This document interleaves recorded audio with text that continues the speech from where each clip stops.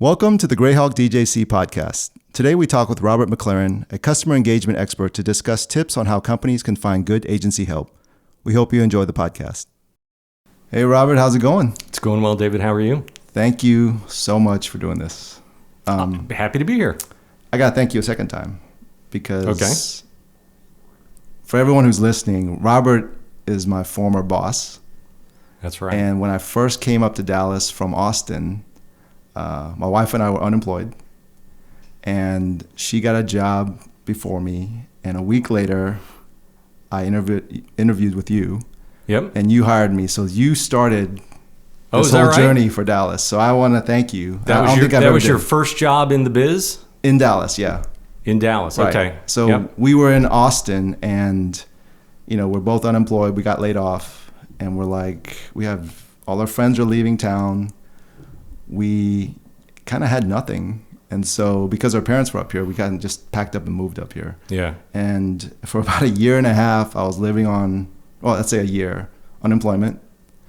And you were the first guy that hired me in Dallas. So this kick-started everything. So thank you again. Yeah. We had other candidates who had more experience. Oh, really? Yeah.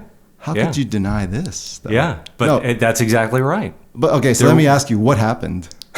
What happened? What happened was I loved your energy in the interview because I remember very clearly your resume, your credentials at the time. It wasn't good. It wasn't good, but I liked the work that you had done and the work that you were doing. Okay. It was, and some of the things that you were doing were very interesting. And I loved your energy and your optimism. You interviewed well. I thought there was good chemistry. And I'm like, I like this guy. This guy's smart. Yep. He's going to do good work for us. And we did good work. Yeah. I mean, we became ping pong buddies. Yeah. Yeah. Absolutely. Every Thursday downstairs in the break room. That was awesome. Yeah. So, but once again, thank you. But how about we start this? Tell us a little about yourself. All right. Where you're from, your work experience, how you got into this. You are a customer engagement expert. Yes. That's a long title, but we'll get into that. Yeah. But yeah, tell us about yourself, and that's how we'll start. All right. Yeah. We'll stick to the career stuff. You don't want to hear that I was the only child in the nursery. And go all the way back. No, all the way back. Yeah. I was the only child in the nursery in Star Lake, New York. And the doctor went to my dad and said, how much you got in your pocket? My dad pulled out like $55, and he goes, I'll take that. That's how much it cost to birth me. But that's not what we're here for. So you were born in New York, though? Born in New York. I never knew that. Star Lake, New York. All right. Yep, born in Star Lake, New York. Where is that? Where is that? Upstate New York, Adirondack Mountain area. All right. Dad was an elementary school principal. Mom was a psychologist, teacher. Okay. So I have a lot of education in my background.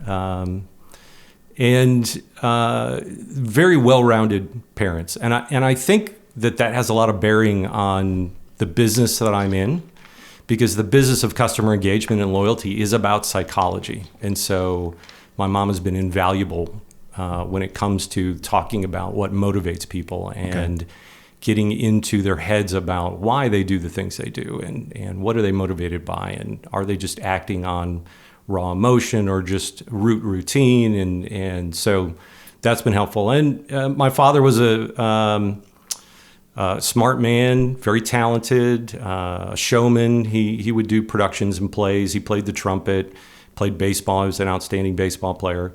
And I think, being able to embrace being on camera, right, or being in front of people and being able to sell what it is that you're doing, again, has been invaluable to know that you have the composure to put together a story and tell that story and convince people about the right actions that they should be taking. And so, eventually found my way to Arizona. My dad was just in love with the Southwest, and he wanted to move out there. Got a job out there as an elementary school principal. And I was interested in computers at the time. And Arizona State had a good computer program, and they were in town. So I went to Arizona State, did computer engineering for a while, and I did okay, but I wasn't loving it. I didn't love it. It was interesting and I could do it, but I didn't love it. And so my mom, psychologist that she is, said, go down to the Career Center, do some testing, and gave me the names of tests that you could take to help you understand what you're good at or what you'd be most interested in. Okay. And so I went down, I took the test, and they called me back in a little bit later, and they said, listen, you scored high for 3 things: hairstylist, okay, flight attendant, all right, advertising executive. And I said, you're going to have to explain that to me. That is all over the board. And really what it came down to was creativity. Right. So in high fashion hairstyling, there's a lot of creativity that goes into it. Not so much in being a flight attendant, but certainly, and a lot of creativity in advertising. The other is science. And so there's a lot of science in hairstyling, and there's a lot of science that goes into advertising. But there's this need to serve that's important if you're going to be a hairstylist, and certainly if you're going to be a flight attendant, and certainly if you're going to be in advertising. Right. You have to understand that you are serving the client, and you need to be able to draw some energy from that, enthusiasm. That has to fuel you. And I do feel I get a rush out of solving problems for people.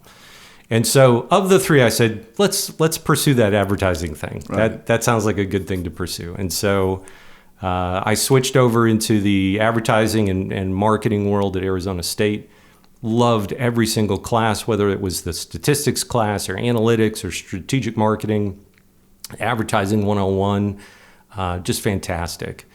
Graduated, began looking for a job, and a roommate of mine had a contact in New York. She worked for a company called NW Air, and she got me an interview. It was all about who you knew, because I had sent out resumes all over the place, and including Australia, England, South America, France, everywhere. Top agencies. I went and pulled the red book on agencies and sent resumes, and I created this really interesting resume. It was a resume, but in addition to the resume, there was an advertisement that I put together for myself, almost like a direct response marketing piece. And it had a response envelope and a response card with it. And so I sent that out, and I got a lot of nice letters back, which I still have today in my folder. Whenever I'm feeling a little bit down, I pull that out. I got some very nice letters from people who said, listen, if you can get a visa and come over here, let's talk. Okay. But most of the companies are saying, we've got hundreds of people that are applying for entry-level jobs. And so it wasn't until my roommate hooked me up with somebody in New York City that they said, we'll interview you, but you got to fly here. And my parents said, we'll pay for it. So I flew out, and they interviewed me, and they said, call us from the airport. Okay. And I said, okay. And so I called them from the airport, and they offered me the job. And they said, we can't relocate you, but we'll hire you. And I said, that's okay. I'll relocate myself. And so my dad had packed up everything in his car and drove me out and relocated me to a family friend that lived out on Long Island, which was nice. My mom was from Long Island. As I said, I was born in New York. Dad was from Buffalo. And so we knew some people on Long Island. That's where my mom had grown up. So I was able to live with them. And I went to work on Madison Avenue for one of the top 10 agencies in the world, NW Air, who created taglines. I might get these wrong. I'll walk a mile for a camel, be all you can be from the Army, Diamond is a girl's best friend. I mean, this was a sizable, notable agency. And it was just a fantastic experience. What was your title when you... So my title was traffic manager, which meant I was responsible for circulating materials around to the copywriters and art directors and client service and the proofreaders for everyone to read them and approve them so that they could go to production. It was one step up above the administrative pool. So it was one level higher. And this was a paid gig, right? Paid gig. Okay, all right. Yep. I had my own office. Yeah. As a traffic person? As a traffic Wow. manager, had my Okay. own office. The agency eventually moved over to Hell's Kitchen, Okay. 49th and 9th, into the One Worldwide Plaza, which is a very iconic building. It's got a copper and glass pyramid to the top of it. Polygram Records was in there, and it was one block from my single bedroom apartment. And How long did it take before you moved out of your friend's place? took me 3 months. Okay. She actually kicked me out. She said, Mom Jessic, that's who I was staying with. I was staying with Mom Jessic. She's like, Robert, you need to go. It's time to go. All right. Time to go. So, had to find a place in the city. Mm-hmm. And it was a great job. Like I said, my own office, everything that I produced, every report that I produced went through the secretary pool. Right? I had a typewriter, but that was for purchase orders only. Nobody had a computer at the time. Right? We're talking 1989. Right. And my status report every week, I would mark it up in pencil and take it down to the secretarial pool. And they had IBM Selectrics or something, and they could pull up the last time they typed it for me and make edits. But it would go back and forth from the typing pool and me in order to get the status report right, and then we could print it. They'd print out a copy for me, and then I'd have to make copies for everybody else. We worked 9 to 5 with an hour for lunch. So I mean, you were working a 7-hour day, and yet the people that worked there were just professionals. They produced some of the most outstanding work that I've ever seen in a short amount of time. And I would say many of them did not want to be art directors or copywriters. They were there because they wanted to be something else. They were working on a novel, or they were working on painting, or they were working on a show. It was like a part-time gig for them. As opposed to advertising agencies in the Midwest or the South, that's people's professions. In New York, it wasn't really their profession. They had other dreams and aspirations, and this was something that they were doing until they could make it big, which I always found fascinating. But you were there this is your profession. You weren't there. This was, yes. Yeah, okay. I wanted to go into advertising. All right. And so that was my profession. And traffic manager was the place to start. And I eventually moved up to account service. We worked on I worked on the Citibank business, and it was like a flagship account. Everybody on it was professional. You never felt out of control. We always had enough time. Yes, there were times we were scrambling to get things done, but just a wonderful experience. We were on the 30th floor of the high rise, so what a wonderful view every morning. Right. And just fantastic working in New York. So how long were you there for then? Before you next? I was there for about 4 years. Yep. And prior to moving to New York, I had dated a woman in Phoenix, and we stayed in touch. And I eventually realized I couldn't live without her, so I said, "You need to come out to New York City, check this place out." And we got married. And after a while, we started talking about where do we want to raise family? Is New York the place that we're going to raise family? And it really was not. It was not the place that we wanted to be. So we moved to Kansas City, got a job in advertising in Kansas City, she was from Kansas. It was my wife, Mary. And loved working in Kansas City, again, on the agency side. And worked for a great agency there, Kuhn and Wittenborn. They were ex-Hallmark guys that had picked up some graphics business and an advertising business, and did work with mutual fund companies and sports organizations and such. Okay. And so great. So far, just agency work. So far, just agency work. And then my next jump was to marketing, digital marketing and database marketing. Okay. Because, as I said, I started in computer engineering. I saw that computers were becoming a big part of the advertising process.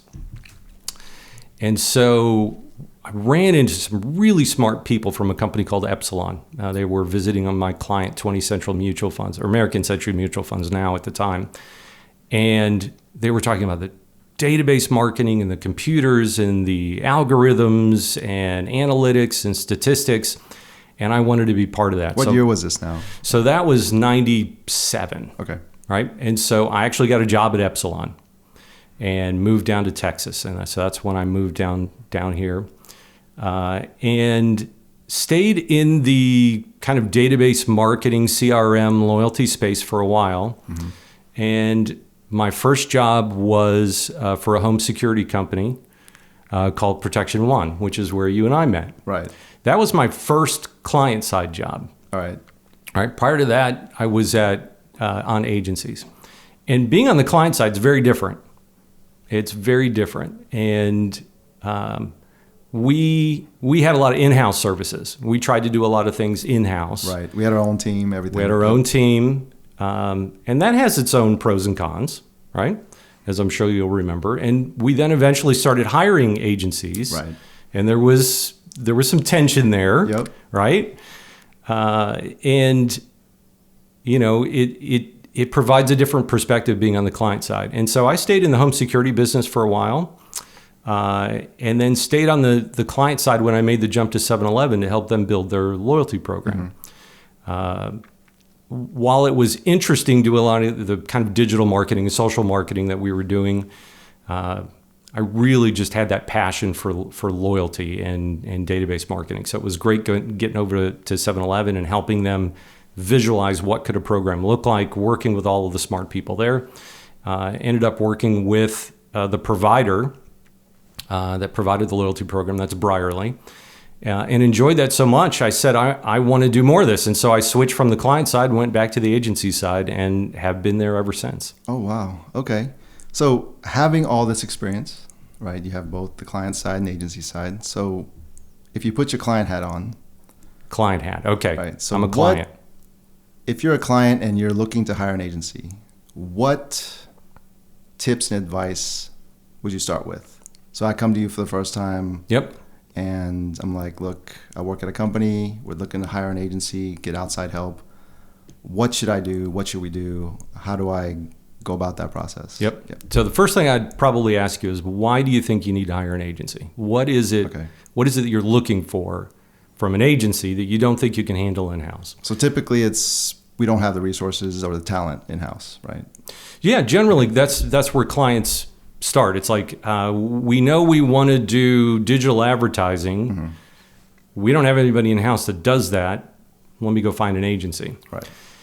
And so my next question would be, well, what do you know about digital advertising? And if you say, well, I know nothing about digital advertising, I'm like, okay, all right. And then I would probably ask you more questions like, what are you hoping to get out of it? Like, realistically, what are your business objectives from this agency? So give us an example of what a business objective would be. Yep. So we're trying to drive an additional 20% in revenue. Okay. Mm-hmm. And then I'd want to understand why. Why do you think you can drive an additional 20%? Did you read that stat in a magazine? If you know nothing about digital advertising, or are you just hoping that it can do that for you? Or did some agency tell you that it could do that for you, right? How many clients do you think know all this information? So there's it's a spectrum. Right. There's a lot of clients who don't have any clue about any of that information, including what they're trying to gain by hiring an agency. Is it they just think they need help? They think they need help, okay. Right? Okay. Oftentimes they see somebody else doing it and figure it must be worth doing if they're doing it. Okay. And that's not necessarily wrong, but you should spend more time educating yourself about what it is that you're getting into, and have you evaluated all of the possible channels. Maybe you don't need a digital advertising agency. Maybe you need a general marketing agency that can help you with generally how you should be going to market. Mm-hmm. Do you want to go to market the same way that everybody else in your industry is going to market, or do you want to go to market in a different way? Right. So maybe you only need a strategic consultant to come in and help you evaluate the best path forward. Okay. If they're intent on hiring an agency, the first thing I tell them is there's no guarantees, right? Okay. Unless you are purchasing a guaranteed service. There are pay per acquisition, pay per lead types of services. Mm-hmm. And for many clients, you should probably start with that. Okay. Give us an example, I guess. Yeah. So let's say you've got an app and no one's using the app, but you want people to download it. There are companies who you pay them $5 and they will get people to download your app. Okay. Are they the best people? Maybe not. But if you can retain 20% of them and do the financials make sense, right? Even though you're paying $5 for, 4 of them, and if it costs you, $100 to bring somebody on board, does that make sense? Maybe that's too much. What about $50, right? So you figure out what's my conversion rate, and then what does it cost me to actually pay for the people that stayed, Okay. right? But there are companies that'll guarantee that, and that's okay. And that's a good place to start. Because oftentimes what clients will do is they'll go hire an agency and then they'll argue with them. Or then after they've hired them, they start to get smart. They start doing some reading. They now start talking to some of their employees who have a little bit of knowledge or might have done this before. And all of a sudden these employees come out of the woodwork and they have ideas, and now they're challenging the agency. Hiring an agency should be no different than hiring an employee. I can't imagine that people want to hire employees and then want to argue with their own employees that they just hired, or are challenging their employees so much that their employees just want to quit, or that they're hoping that their employee will fail, right? I'm right. You should do it my way. The reason you hire an agency is because you're looking for an expert, someone who has the knowledge and experience that you lack. And if that's true, you shouldn't go into it looking to challenge them at every turn. Right. You shouldn't go into it looking to catch them in ahas at every turn. You shouldn't start off with a lack of trust, right? You should extend the trust. You should listen to what they're saying. But you have to make sure that you put some guide rails and guardrails on it. You have to set a budget that you're comfortable with. You have to partner with the agency, listen to their recommendations, because if you're constantly redirecting them, then it's not their recommendation, it's your recommendation. And if you want to be in charge, don't hire an agency. Go hire people that know how to do this work and just have them be employees for you. Because if you feel like you've got a better way of doing it, or you want to learn it, or you want to be in charge of it, I wouldn't hire an agency. How involved should you be then, just to make sure that everything is going right and expectations are being met? Yep. So you need to actively manage the agency if you want to ensure that there's not going to be any missteps. Okay. Right? Unless you just don't have the time and you are setting aside a budget that is money that you're comfortable investing, because it's an investment, and investments don't always pay off. Right. So if you feel comfortable investing this money, then you can step back and let the agency do what they do and ask them for regular updates. You don't have to manage them so hard. If this money, unfortunately, is money that you just can't lose, then you should either A, go hire employees and do it yourself, because then it's on you, or B, be actively involved in managing the agency so that you understand what their recommendations are and that you can agree to them. You can be part of the process. Some clients like to be part of the process. Other clients don't like to be part of the process. And we'll talk more about that when we get to agencies. Agencies need to learn the difference, because sometimes they treat every client the same. Right.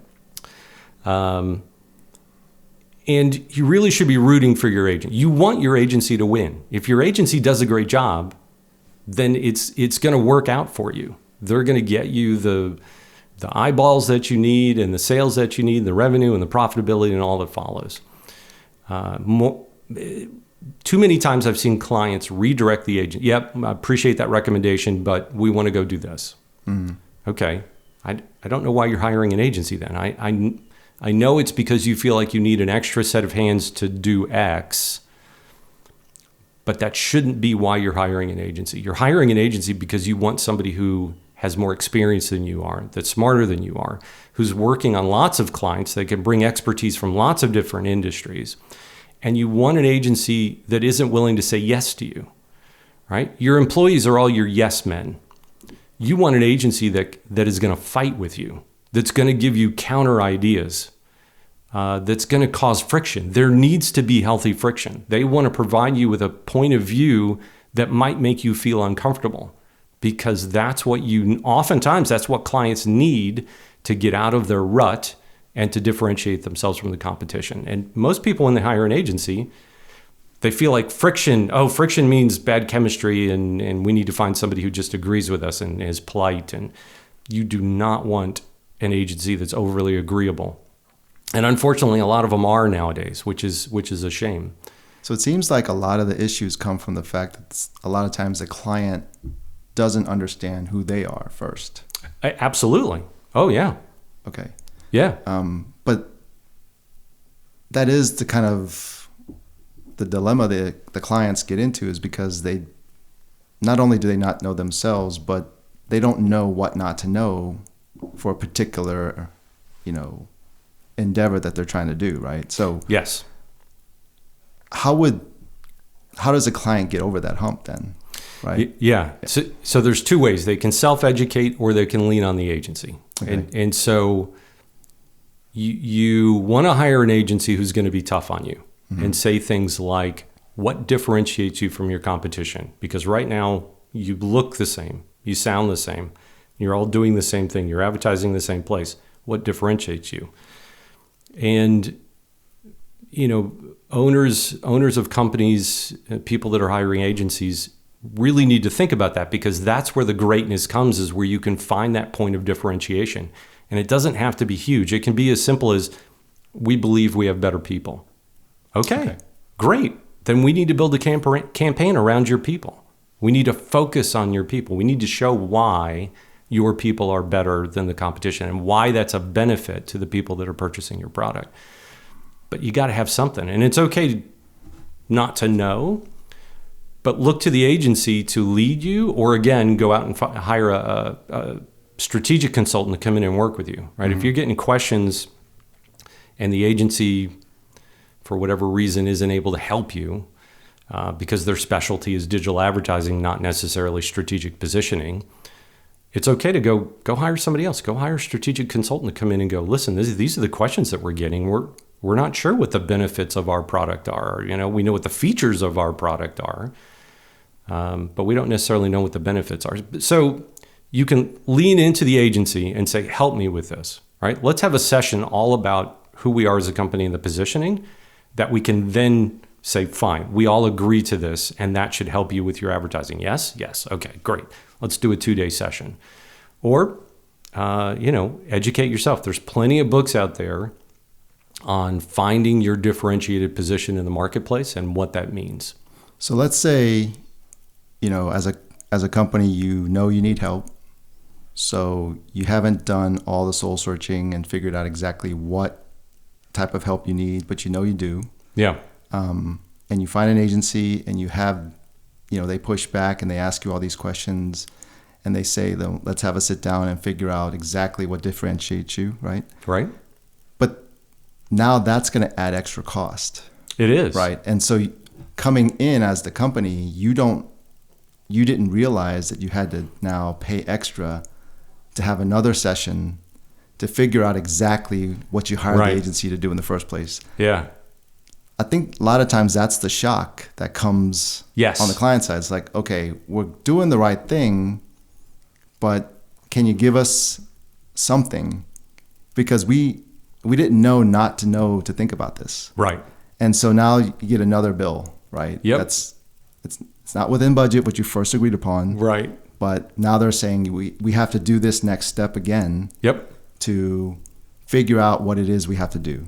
Yeah. And that seems like that's the shock that hits the clients a lot of times. Right? Yeah, you're absolutely right. Clients get into it and they realize there's so many things that they weren't doing as a business, mm-hmm. that, right, at least in the philosophy and methodology of advertising, agencies feel they need to have in order to do good advertising. Can they replicate somebody else's ads for you? Sure they can, right? Can they adapt an existing approach or campaign? Can they just do the basics for you, and will you be happy with that? A lot of clients would be just happy with, just give me an ad that talks about, right? Mm-hmm. Have some guy in a suit sit down and talk about how wonderful our company is. And there are agencies out there that'll do that, but that's not what you want. There's nothing authentic in that. Everybody has seen that ad 1,000 times. It's not gonna trigger an association with your brand. And so, yes, you're absolutely right. Clients get into it and go, oh, that's something else we didn't know. That's something else we didn't know. And I think, part of the interview process should be, hey, agency, if we hire you, what do you expect from us? What is it you're going to be expecting? What is it that you want us to bring to the table? Okay. Right? What do we need to help you with in order for you to do a great job? And so I think you hit it right. You've got to be able to ask the questions, what's my responsibility as a business agency? What are you going to be counting on me for? So what do you think about hiring someone to help you find an agency? I know we did that at Protection One. Is that a good thing to do and spend that extra money, you think? Yeah. Right. You seem to be going down the rabbit hole more and more if you do that. And yeah, if you don't know what you're getting into and you don't know who the players are, mm-hmm. you oftentimes don't have the time to go do the research. Okay. Right. And so it's absolutely advisable to hire somebody who's familiar with the space, who can point you to the agencies that are a good fit for you. They're going to be in your price range. They're going to be in your service range. They're probably going to have the right chemistry, the right fit. And so, yeah, that more and more I'm seeing a lot of that where people are hiring even for like loyalty programs and loyalty agencies and hiring loyalty agencies. Let me hire somebody who knows the space, who can help me figure out who I should include, who I should stay away from. They kind of know the industry. They know mm-hmm. the ins and outs. And that's a perfect person to say, listen, what should we expect from this relationship? We've never had an agency like this before. What are they going to be expecting from us? Right? What do we need to bring to the table? What are the answers that they're going to want to get from us? Okay. Yeah. And that person can help. And sometimes they're skilled enough that they can help you work on some of that material and get it refined so that when the agency shows up, you've got some brand guidelines. You understand what your voice is. You understand who you want to be, who you want to emulate, what your value proposition is, what space you occupy among your competition. So yeah, hiring somebody is absolutely a good thing to do. So in your experience, do you think if you ask the question to the agency, what do you expect from us? Do they answer forthcomingly? Yeah. Or do they want to just make the sale at the time and deal with it after the fact? Yeah. No, I know what you're saying. They will be forthcoming. Okay. Right? Here is what we expect from you. All right. Because I don't think that question would exclude them from consideration. Okay. Right? If me as the agency said to you, well, my expectation is that you know who your competition is, you know what your market share is, you know what makes you different than everybody else, you know what your best products are that you're selling, you understand what your cost of goods are compared to profitability, you understand maybe a little bit about your target audience, who it is you're trying to go after and why. Those are the things that we're going to need to, and I don't think any of those answers would rule me out as an agency, mm-hmm. right? I can't imagine a business owner saying, wow, they're going to want to know a lot of stuff. I don't want to hire them. Right. If you're that type of person where I don't have time for all of that, I just want an ad, just go hire some freelancers or one employee and just do it in-house. Okay. Because you'll get better if you have that clear a vision about what you want, just do it in-house or hire some freelancers who are used to just doing. Right. Yeah. So basically, to sum up on the client side, know who you are first. Know who you are. And why you're doing this. Why you're doing it. Have all your ducks in order. What you expect. Okay. Get your ducks in order. And remember, it's a relationship. Mm-hmm. And you want to root for the agency. But it's okay for you to say, and you should say, hey, I don't feel like it's going real well. Okay. Right? It's a relationship. One of the most important things a client can do is be open and honest with the agency at all times. Too often clients will harbor ill feelings and never say a word. And then out of the blue, we decided to fire you. We're going a different direction. And it's like, we're breaking up? What happened? You didn't say a word about anything, and now you're just dropping me on the curb. How long have you usually waited to let them do their thing first in the beginning before having that conversation, I guess? The things aren't going right conversation? If things don't go right on day one, I'm going to say on day one, hey, I didn't feel like that was a good session, and here's why. Here are the 3 reasons why. And the second part of that is make sure that you're having adult one-to-one communication. Meaning, if on day one, for whatever reason, the agency comes in and it's not going well, what you should not do as the client is pick up the phone and call everybody's boss that was in the room and complain to their boss. Right. Mom and dad don't need to get involved in this. It's cowardly to do it that way. That is so old school and outdated.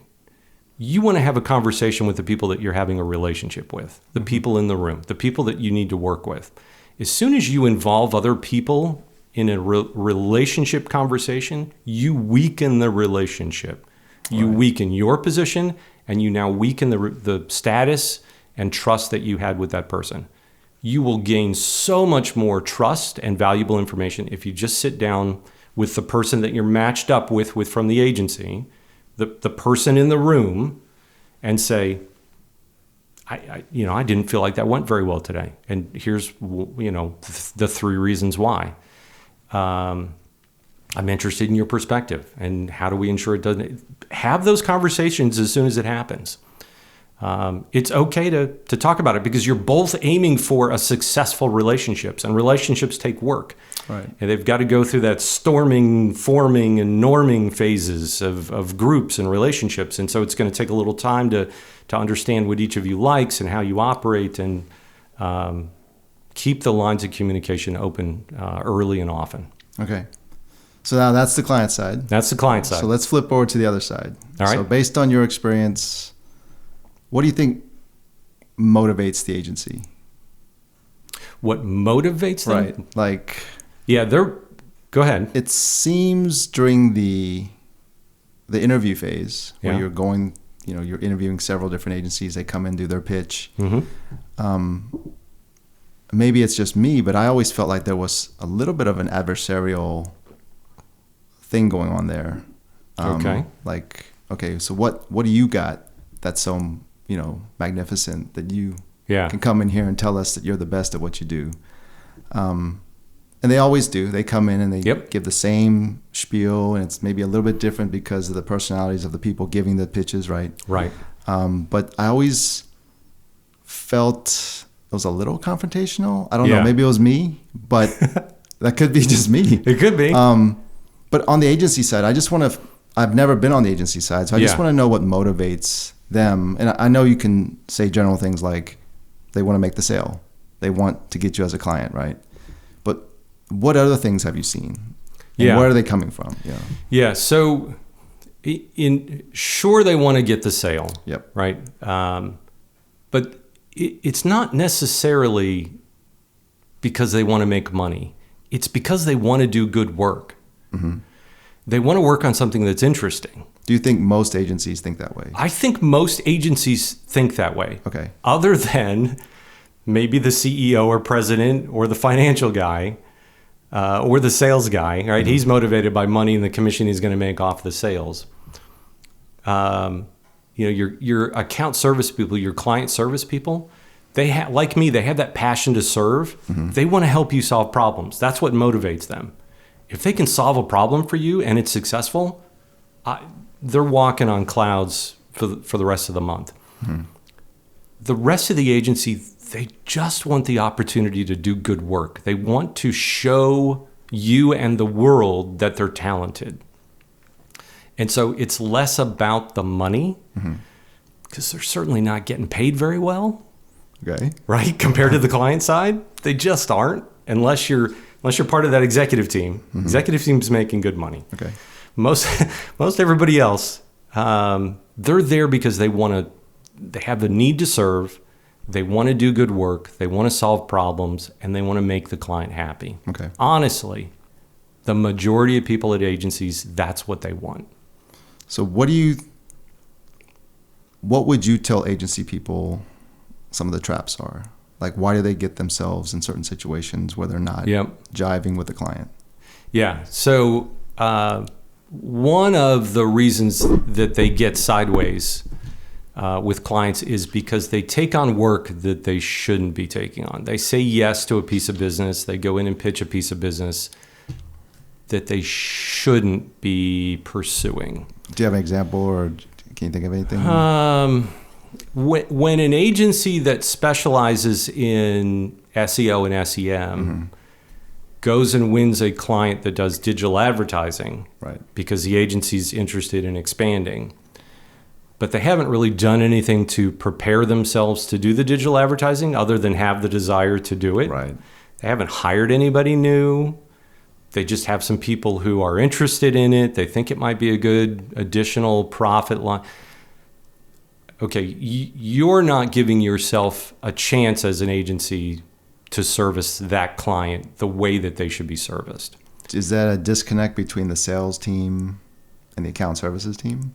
It's usually a disconnect between the executive team wanting to do something and not having the staff or the talent. They'll find somebody in the agency that is willing to make a go of it, but they haven't gone through the build, buy, borrow process, right? Which is, maybe we should borrow this service rather than trying to build it internally, or maybe we need to go buy this service. Let's go hire somebody who knows what they're doing.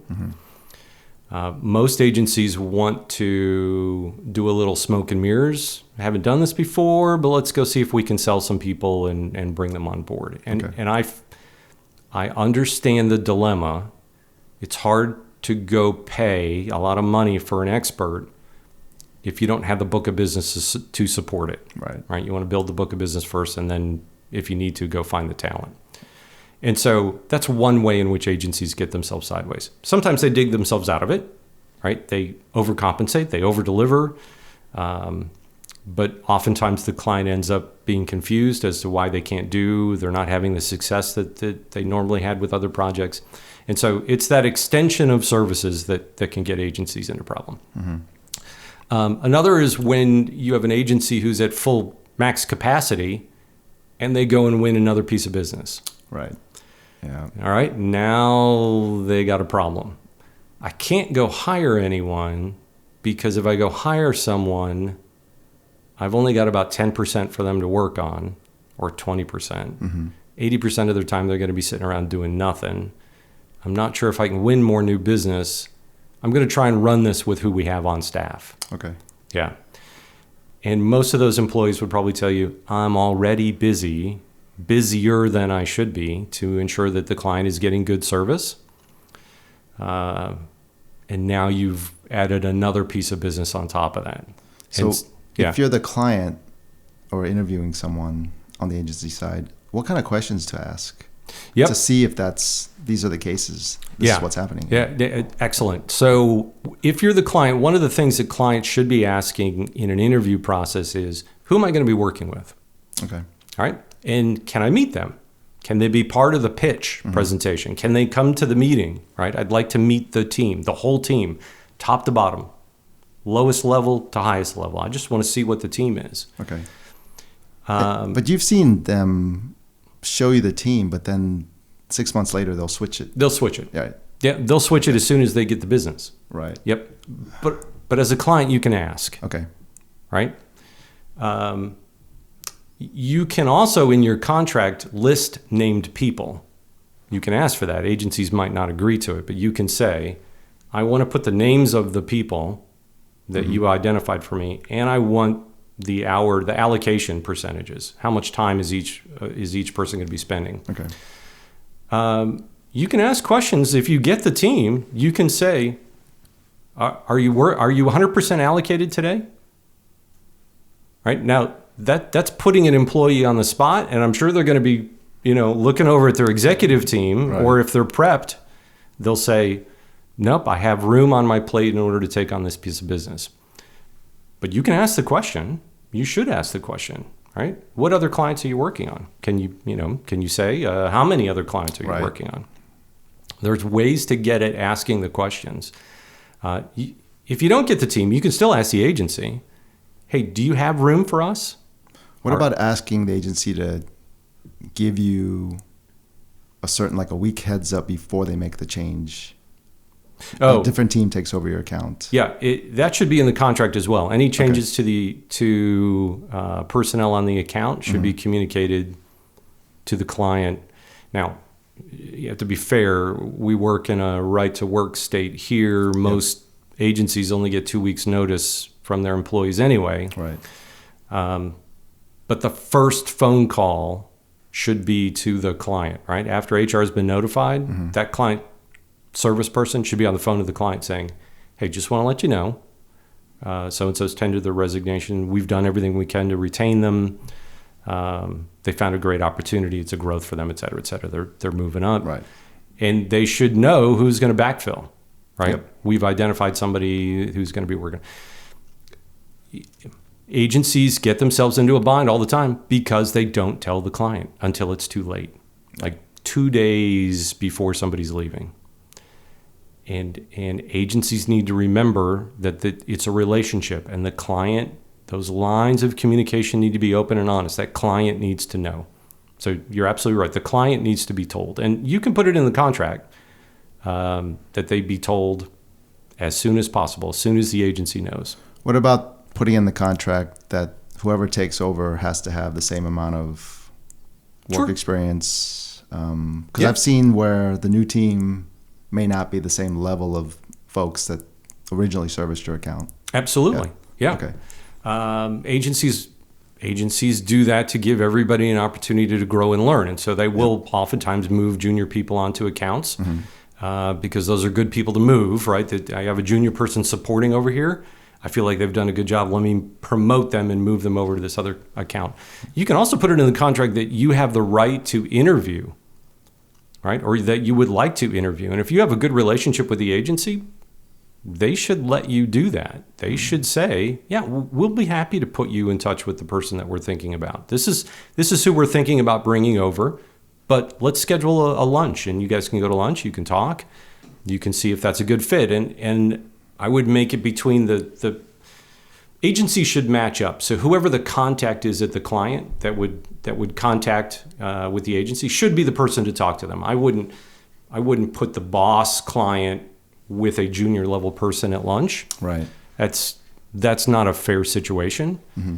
But the day-to-day contact should absolutely have the ability to meet that person at lunch and then report to the agency. I just didn't feel like the chemistry was there. I didn't feel like their experience was there. So no surprises. Absolutely right. Basically. No surprises. Okay. Absolutely viable. Matter of fact, when I interviewed for an agency, I went to a lunch meeting with the person who was thinking about hiring me and the client. Oh, wow. Okay. Yeah. So I've been in that situation. And so, especially if you've got a good long-term relationship with the agency should be willing to do that for you. Okay. Anything else on what an agency can do to cultivate any relationships? Yes. Yeah. So they need to match up. And agencies struggle with this all the time. Sometimes it's referred to as strawberry patching. It means going everywhere, right? But you should match up. So who is the highest ranking person at the client that you feel like you should have a relationship? Is it the chief marketing officer? Mm-hmm. Who at the agency then matches up with that person? I see. Now that CMO may not be in every meeting. They may not even be in any meetings, but you still might want to have a matching regular contact with them. Who's the next VP, right? Who's going to match up with the VP? Who's going to match up with the director, manager, et cetera? And what agencies think they can pull off is you have an account supervisor who is matching up on a daily basis with the director, and they tell that person, we also need you to have a relationship with the VP and the CMO. It's like, no, there's no way that that's going to happen. It's ugly, but that VP is not going to want to talk to the account supervisor. Mm-hmm. That account supervisor is the day-to-day contact with the director. I'm sorry. That's not the person I want to talk to. I want to talk to that person's boss.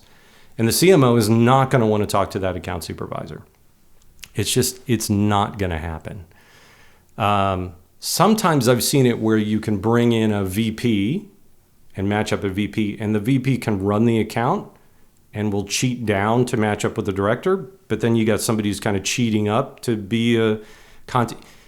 The bottom line is you got to match up, and you have to have those open lines of communication, and you have to have regular communication. Right. Because you will be blindsided when you don't, because the VP is the one who's going to say, hey, I'm hearing that things are rough. Have you heard that from my staff? No, we haven't. I appreciate you mentioning that to me. Can you let your staff know that they should have an open and honest conversation with my staff? I'll let my staff know to ask, hey, how are things going? We should not try to solve it at the VP level, but we should at least let each other know, hey, we think it's going well. We think it's going well. Yes, okay, everybody's good. And then the VP's providing future thoughts and ideas and recommendations. You know, you guys could use a little additional help in this area of digital marketing. We do have somebody, I'd love to bring them over and present to your team. Are you guys open to that? Or you're working with somebody? You just have to match up at each of those levels. Otherwise, you're not going to have the kind of relationship that you want. The agencies that match up have great relationships. So it seems like everything we've talked about is two things. Number one, know who you are. Yep. And that's for both the client and the agency. And then really good communication and personal skills, right? Yes, really good communication and personal skills. You need to read the client. What kind of client is this? A lot of agencies want to work with clients who are collaborative. And when they get a client who really they want the magic, they don't want to be collaborative. I just want the magic. They completely miss it. Mm-hmm. And that creates a chemistry problem. And agencies need to have an opinion, right? The reason that you're being hired is because you're an expert in your area. Have an opinion. It should be less about, well, here's 3 things we're thinking about. What do you think's a good idea? Right. Have an opinion, right? Here are 3 things we thought about.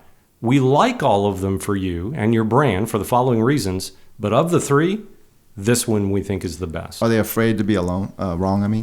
They are. They're afraid to be wrong. Mm-hmm. And they want to collaborate with the client so the client feels like they're part of the process. Right. Because they feel like that builds the relationship. Yes, if it's a collaborative client, but otherwise if the client just wants the magic, just give them the headlines. Here's 3 ideas. This is why we like them. This is the level of effort for each, but here's the one that we really like this one. We think this is the best one for you because of the following reasons. So of the situations you've seen, is it mostly because of this interpersonal relationship mishaps, or have you seen instances where the work is just bad? Right. Yeah, so that's a good point. Yeah. The work can be bad, and that usually comes from a couple of different places. Mm-hmm. One is the failure of the agency to organize internally. Okay. Right? Because they're overstaffed, or not overstaffed, but understaffed, right? They're handling more clients than they realistically should be taking on. So once again, they don't know themselves, or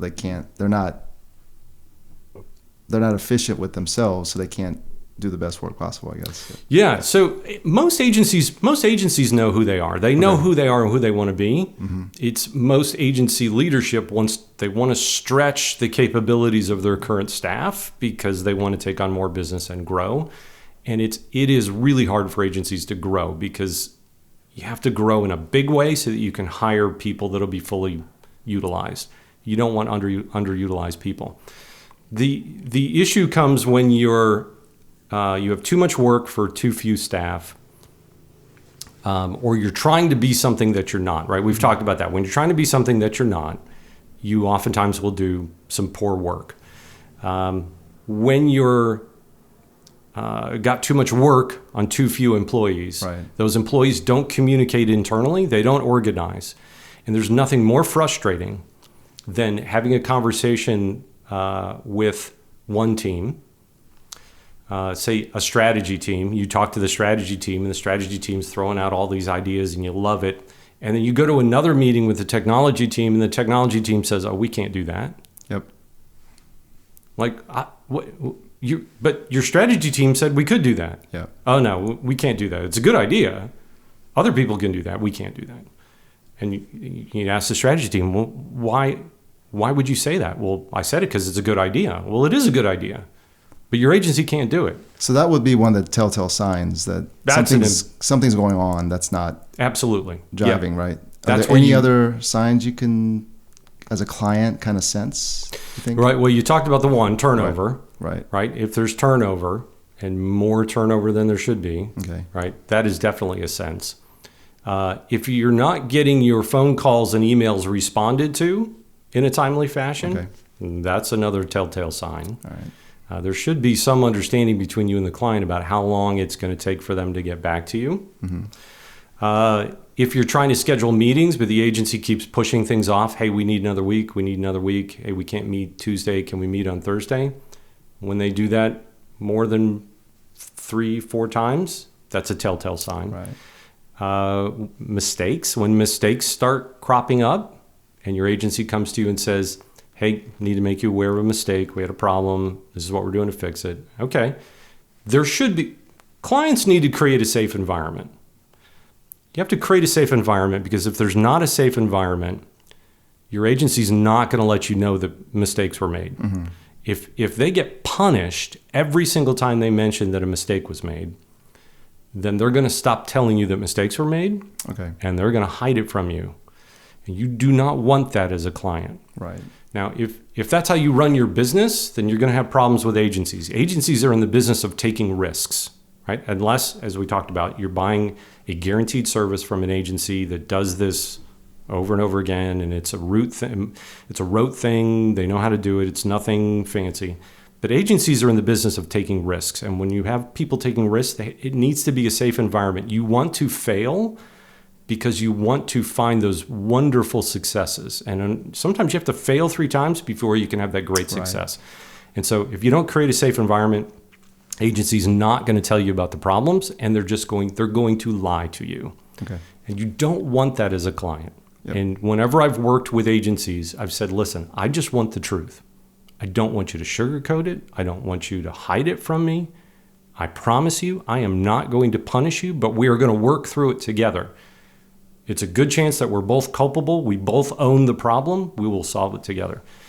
You have to create that trustful environment. So if you see an agency with mistake or excuse, a mistake and excuse, yeah, something's going on. Those are telltale signs that you need to sit down with your day-to-day and have a talk and say, listen, it's not feeling good. What's going on? Right. What's going on? And how do we fix this? All right. Well, that was a lot of good information. I think we'll end it on that. Okay. Right? Having a good relationship, communication. Those are really good pieces of advice. And I hope you can come back. We'll do another one. Love to. Yep. Anything for you, David. I appreciate it. Oh, thank you very much. But thank you, Robert.